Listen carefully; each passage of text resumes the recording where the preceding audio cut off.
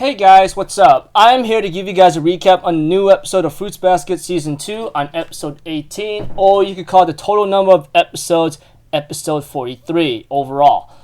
This episode right here, episode 18 or episode 43, my gosh, I can't feel but be totally shocked and jaw dropped right now because holy crikey, man. Just when I thought I seen a lot of crazy backstories in Fruits Basket, this one right here has to be one of the few that gives me total whatsoever.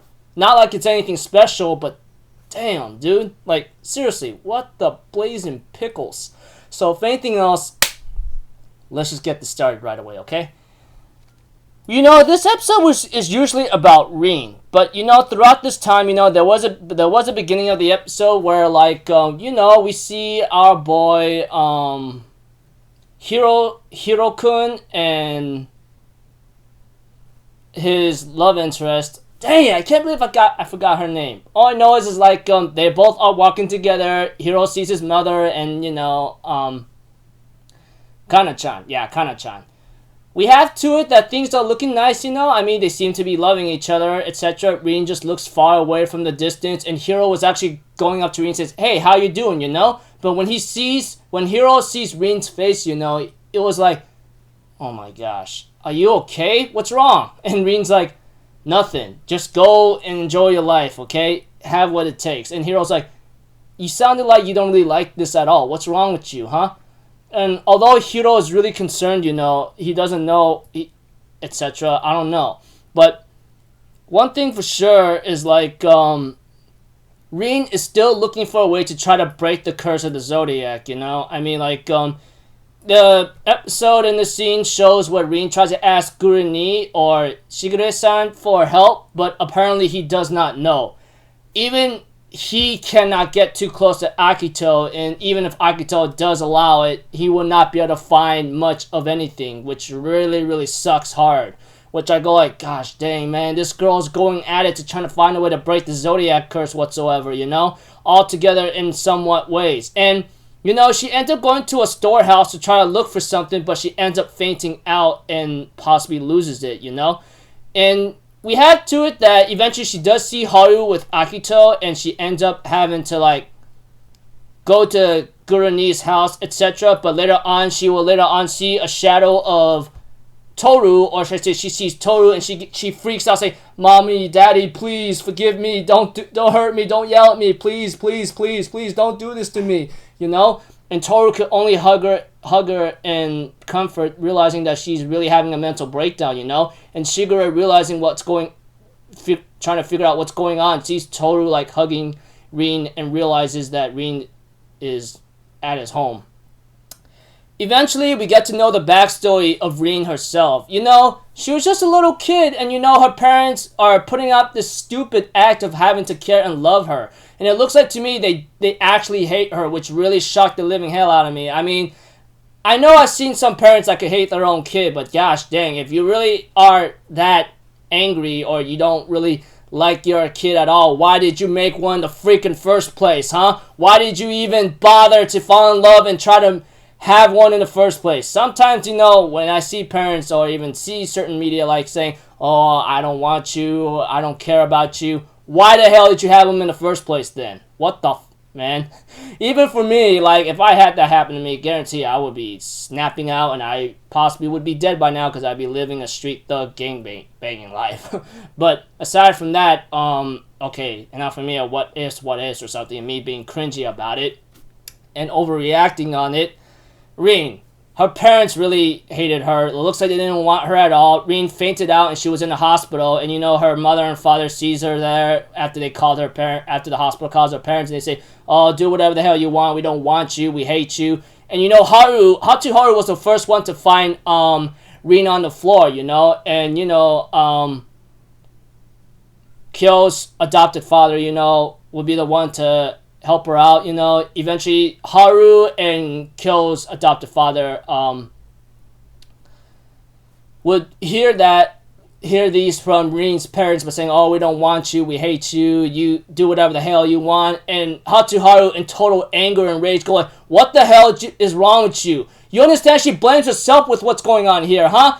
What is she supposed to say after what you just said, huh? What the hell's wrong with you? Blah, blah, blah kind of thing. Haru was really snapping out at them, telling them, hey, why don't you just apologize? She's been apologizing. Why don't you apologize? Blah, blah, blah. And Hatsuharu was really angry because, that kind of thing. And I understand that, man. If that ever happened, damn, dude. I mean, me. So, yeah. Eventually, Rin thanks Hatsuharu for that kind of way to back her up or help her out, And it really breaks my heart. I mean, a parent who says, oh, I don't want you kind of thing, man. They're just the worst scumbag on earth that shouldn't even be allowed to be around living at all. Forgive me for saying that I'm some kind of stupid judge or something like that to say, but hey, man, if you really, really did not want a kid or you knew something bad was going to happen and not going to work out, then next time, don't reproduce. Forgive me for being a total a-hole, but hey, allow me to let out everything that I just want to say, okay? And aside from that, damn, dude. I mean, seriously, the only person that ever came to Rin in her entire life was Hatsuharu, Hatsuharu was there to cheer her up, put her up, get her up all the time, and eventually they do fall in love with one another, and Rin can't live without Hatsuharu, which is something that I can understand. I mean, eventually when you find someone you really love and care about and you want to dedicate your entire life to them, eventually you just want to say, please don't let me go. And that's your soulmate. Eventually they do kiss and they do get a little more intimate, which I will not have to explicitly explain, which obviously the way I said it should be obvious from the get-go. But the one thing that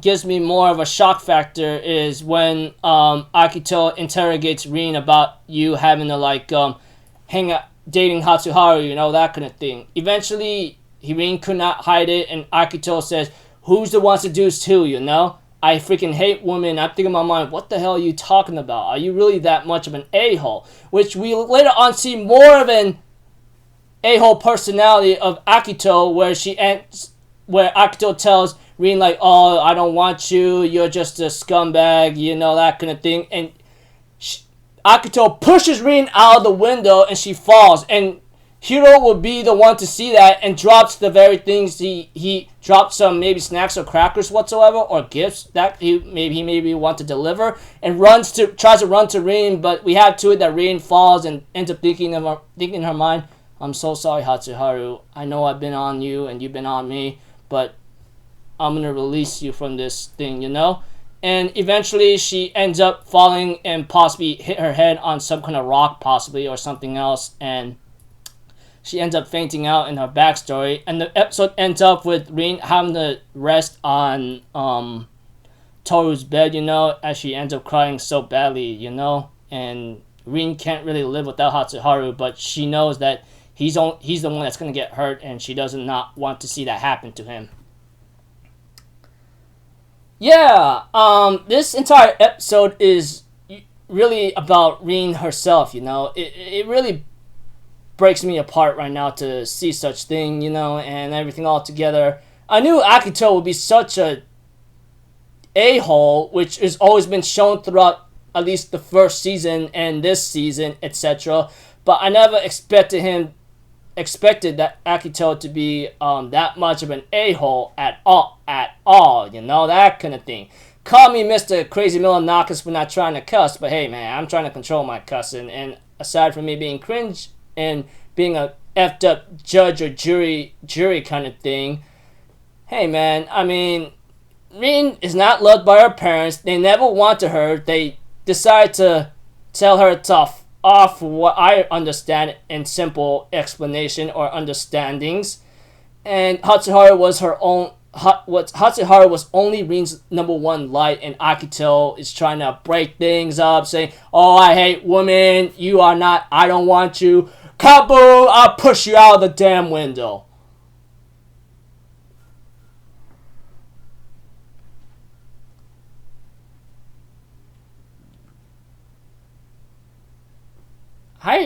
You know, damn, dude.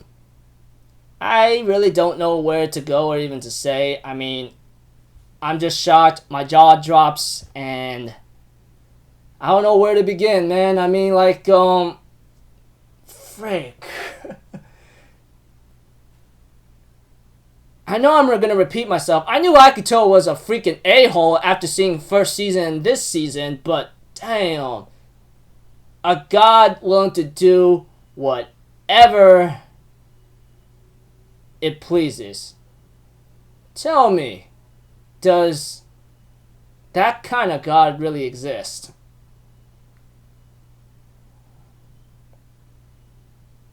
Oh man.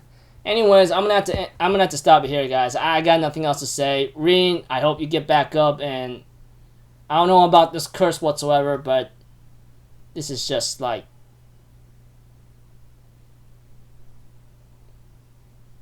bad and below, or above and beyond. I don't know. So until then, people, I'll see you guys in the next video. I'm Alpha Zero. Have a good day. And I'll see you guys next time, alright? Peace out. Bye-bye. Toot-toot-toot.